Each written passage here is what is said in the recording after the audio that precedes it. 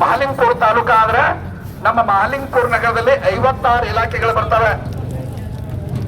ಇವತ್ತು ಒಂದು ಕಂದಾಯ ಇಲಾಖೆ ಬಗ್ಗೆ ನಾವು ಒಂದು ವಿಚಾರಣೆ ಮಾಡ್ಕೊತ ಹೋದ್ರೆ ನಾವೇನಾದ್ರೆ ಮನ್ಯಾಗ ಹಿರಿಯರ್ ಸತ್ರ ಅಂದ್ರೆ ಮಕ್ಕಳದು ವಾಟ್ನಿ ಮಾಡ್ಬೇಕಾದ್ರೆ ಒಂದ್ ವಾಸ ಮಾಡ್ಬೇಕಾದ್ರೆ ಒಂದ್ ಹೊಲ ಮಾಡ್ಬೇಕಾದ್ರೆ ಆಕಾರ ಬಂದಿ ಬರ್ಸಕ್ ನಾವ್ ಎಲ್ಲಿಗೆ ಹೋಗ್ಬೇಕು?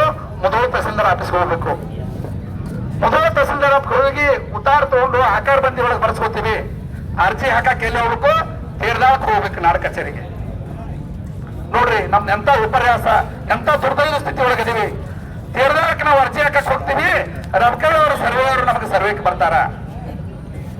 ಇಲ್ಲ ರಬಕೈ ಈಗ ರಬಕೈ ಆಗಿದ್ದಾರೆ, ಮೊದಲು ಜಮಖಂಡಿ ಅಂದ್ರ ಒಂದು ನಾವು ನಮ್ಮ ಹೆಸರನ್ನ, ನಮ್ಮ ತಂದೆ, ನಮ್ಮ ಪಿತ್ರಾರ್ಜಿತ ಆಸ್ತಿಯನ್ನ ನಮ್ಮ ಮಕ್ಕಳಿಗೆ ನಾವು ಬಿಟ್ಟು ಕೊಡ್ಬೇಕಾದ್ರೆ 4 ಕಚೇರಿ ತಿರುಗಾಡ್ಬೇಕು. ಇವತ್ತು ನೋಡ್ರಿ ನಾವು ತಾಲೂಕು ರಬಕೈ ಮನೆಯಾಗಿ ಸೇರಿದೀವಿ. ಒಂದು ನಮ್ಮ ಮಗ ಸಾಲಿ ಕಲ್ತಾನ, ಸಾಲಿ ಸರ್ಟಿಫಿಕೇಟ್, ಗ್ರಾಮೀಣ ಸರ್ಟಿಫಿಕೇಟ್ ಸಹಿ ಮಾಡಿಸ್ಬೇಕಾದ್ರೆ ಮೊದಲು BO ಆಫೀಸ್ಗೆ ಹೋಗ್ಬೇಕು. ಇದ್ಯಾವ ತೋರ್ತೇವ, ಇದು ಯಾವ ಪಾಪ ಮಾಡಿವ್ ನಾವು ಅಲಿಂಪುರದವರು? ಅಷ್ಟೇ ಅಲ್ಲ ನೋಡ್ರಿ, ಈ ಬೆಳಗಿನ ಅಗಸಿ ತಕ್ಕ ಏನಾರ ಆದ್ರೆ ನಮ್ಮ ಅಲಿಂಪುರ ಪೊಲೀಸರು ಬರ್ತಾರೆ. ಅಗಸಿ ಮುಂದೊಂದು ಗಲಾಟೆ ಆದ್ರೆ, ಒಂದು ಮರ್ಡರ್ ಆದ್ರೆ ಮೊದಲಿಂದ 20 ಕಿಲೋಮೀಟರ್ ಪೊಲೀಸರು ಬರಬೇಕು. ಇದು ಯಾವ ಕಾಲದಾಗದೀವಿ ನಾವು? That is the democracy. ಪ್ರಜಾಪ್ರಭುತ್ವ ಅಂದ್ರೆ ಏನು? ಪ್ರಜೆಗಳಿಗಾಗಿ ಪ್ರಜೆಗಳಿಗೋಸ್ಕರ ನಡೆಸುವ ಪ್ರಜಾ ಸರ್ಕಾರ 1950 ಜನವರಿ 26 ಒಪ್ಕೊಂಡ್ವಿ. 75 ವರ್ಷ ಕಳೀತು. ನಮ್ಮ ಅಧಿಕಾರ ಯೋಜನೆ ಇವತ್ತಿಗೂ ಆಗ್ಲಿಲ್ಲ. 1993ರಲ್ಲಿ ಭಾರತ ಸಂವಿಧಾನದ 243ನೇ ಕಲಮನ್ನ ತಿದ್ದುಪಡಿ ಮಾಡಿದ್ರು. ದೆಹಲಿಯಿಂದ ಎಲ್ಲ ನಡ್ಸಕ್ಕಾಗಲ್ಲ, ನಿಮ್ಮ ಗ್ರಾಮಗಳಲ್ಲಿ ಅಧಿಕಾರ ವಿಂಗಡಣೆ ಆಗಲಿ ಅಂತ ಗ್ರಾಮ ಪಂಚಾಯತಿ, ತಾಲೂಕು ಪಂಚಾಯತ್, ಜಿಲ್ಲಾ ಪಂಚಾಯತ್ ಮಾಡಿದ್ರು. ಆದ್ರೂ ಕೂಡ ನಮ್ಮ ಮಹಾಲಿಂಗಪುರ ತಾಲೂಕಾ ಮಾಡಿದ್ರೆ ಏನು ತೊಂದರೆ ಆಗ್ತದೆ? ಎಷ್ಟೋ ಜನ ಹಿಂದಿಡೆ ಮಾತಾಡ್ತಾರೆ, ಟ್ಯಾಕ್ಸ್ ಹೆಚ್ಚಕತಿ. ದಯವಿಟ್ಟು ಯಾರಿಗಾರ ಕ್ಲಾರಿಫಿಕೇಶನ್ ಇದ್ರೆ ದಯವಿಟ್ಟು ಬಂದು ತಾವು ವಾದ ಮಾಡ್ಲಿಕ್ಕೆ ವೇದಿಕೆ ಪರವಾಗಿ ನೆನೆಸ್ಕೊಳ್ತೀನಿ. ಯಾಕಂದ್ರೆ ಇವತ್ತು ನೋಡ್ರಿ, ರಸ್ತೆ ತೆಗೆದಿದ್ರೆ ನಾವು PWDಗೆ ಎಲ್ಲಿಗೆ ಹೋಗ್ಬೇಕು? ಜಮಖಂಡಿಗೆ ಹೋಗ್ಬೇಕು. ಮೈನರ್ ಇರಿಗೇಷನ್ ತೊಂದರೆ ಆದ್ರೆ ಮೊದಲಕ್ಕೆ ಹೋಗ್ಬೇಕು. ನಾವು ಏನಾರ ಕೋರ್ಟಿಗೆ ಹೋಗ್ಬೇಕಾದ್ರೆ ರೊಕ್ಕೈ ಬಂದಿಟ್ಟು ಹೋಗ್ಬೇಕು.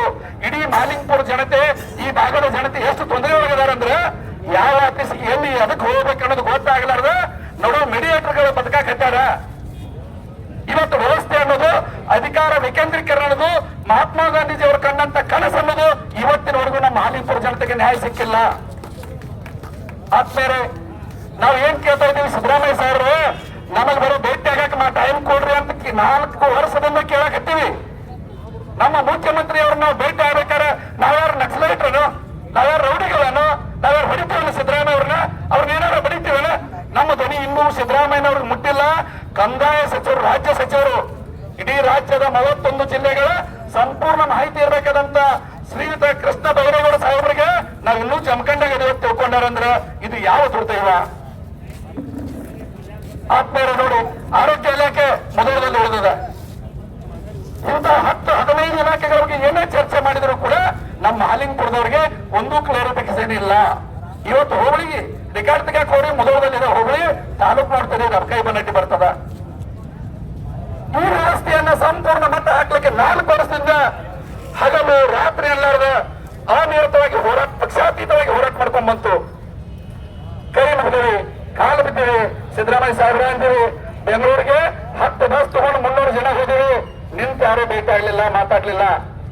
2 ಬಾರಿ ಬೆಳಗಾವಿ ಸುವರ್ಣಸೌಧಕ್ಕೆ ಹೋಗಿ ಏನೋ ಹೋರಾಟ ಮಾಡಿದ್ರು ಯಾರು ಕ್ಯಾರೇ ಅನ್ಲಿಲ್ಲ. ನಾವ್ ಅಂದ್ವಿ ಗಾಂಧಿ ತತ್ವದ ಅವಧಿ ಕೂಡ ಮುಗಿದದ. ನಮ್ಮ ಮಧ್ಯಾಹ್ನ ನಮ್ಮ ಕನಕರೆಡ್ಡಿ ಅವರು ಬಹಳ ಚಂದ ಹೇಳಿದ್ರು, ವ್ಯಾಲಿಡಿಟಿ. ಯಾಕಂದ್ರೆ ಶಾಂತಿ ಅನ್ನುವಂತ ಪದದ ಅರ್ಥ ಕಳ್ಕೊಂಡದ. ಇವತ್ತು ನಮ್ಮ ರಾಜಕಾರಣಿಗಳ ಚರ್ಮ ಬಹಳ ಬಿಟ್ಟಾಗಿದೆ, ಅವ್ರಿಗೆ ನಮ್ಮ ಧ್ವನಿ ಮುಟ್ತಾ ಇಲ್ಲ. ಅದಕ್ಕಾಗಿ ನಾವು ಇವತ್ತು ಬೀದಿಗೆ ಬರ್ಬೇಕಾಯ್ತು, ಇವತ್ತು ನಿರ್ಧಾರ ತಗೋಬೇಕಾಯ್ತು.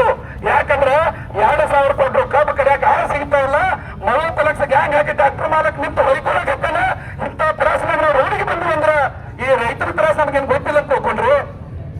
ರಾಜಕಾರಣಿಗಳು, ಮುಖ್ಯಮಂತ್ರಿಗಳು, ಕಂದಾಯ ಸಚಿವರು, ನಿಮಗೇನಾದ್ರೂ ಮಾನವೀಯತೆ ಇದೆಯಾ? ಈ ಸಮಾಜದ ಬಗ್ಗೆ ಏನಾದ್ರೂ ಕನಿಕರ ಇದೆಯಾ? ಈ ವ್ಯವಸ್ಥೆಯ ಸಮಸ್ಯೆ ಬಗ್ಗೆ ಒಂದಿನ ಎಂದಾದ್ರೂ ವಿಚಾರ ಮಾಡಿದ್ರ?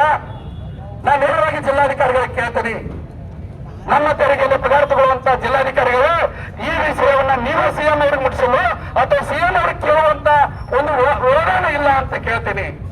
ಇವತ್ತು ನಮ್ಮ ಬಾಗಲಕೋಟೆ ಜಿಲ್ಲೆಯೊಳಗೆ ನಮ್ಮ ಮುಖ್ಯಮಂತ್ರಿಗಳು ಸಣ್ಣ ಕೆಲಸ ಇದ್ರು ಹೋಗಿ ಉದ್ಘಾಟನೆ ಮಾಡ್ಲಿಕ್ಕೆ ಹೋಗ್ತೀರಿ. ಒಂದು ತಾಲೂಕಿನ ಸಮಸ್ಯೆ ಬಗೆಹರಿಸಲಿಕ್ಕೆ ನಿಮ್ಗೆ ಇನ್ನೂ ಎಷ್ಟು ವರ್ಷ ಕಾಯ್ಬೇಕು ನಾವು?